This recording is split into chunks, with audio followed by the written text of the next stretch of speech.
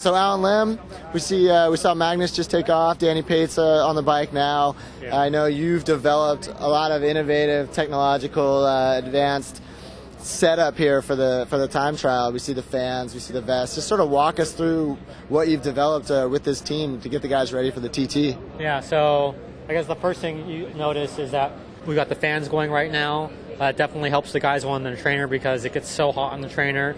Ice vests that are freaking cold. I mean, these things are icy. And then we also have the guys wanted to have neck stuff.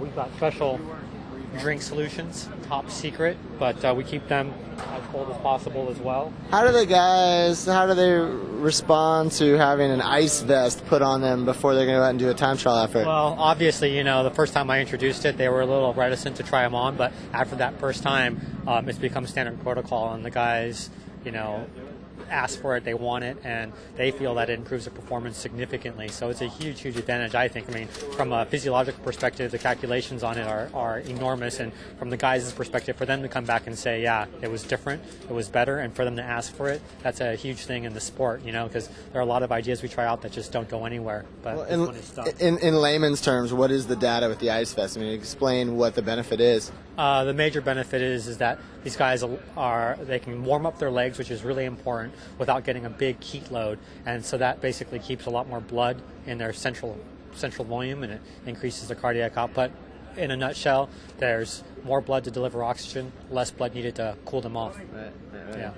These are brand new trainers, and I actually helped Ceres design these, and they have the same power-speed relationship as the guys who use them. So, we have a lot of wind tunnel on the guys, and we were able to look at their aerodynamic drag coefficient, and we know what kind of power they should produce at a given speed. And so on these trainers, they can actually run through all of the gears, and it feels like a much more normal ride, which is good for their heads when they're warming up on the trainers, What else?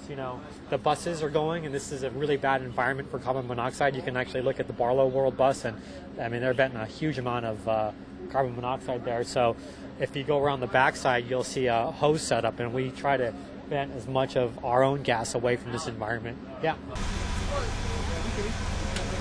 Yeah, this is just a little neck collar. It gets really, really cold. They wrap it around and just keeps them nice and cool. This is in addition to wearing the ice vest. Anything else? So you got the trainers, you got the fans, you've got the vents, you've got the ice vests. Yeah, we've got the drinks.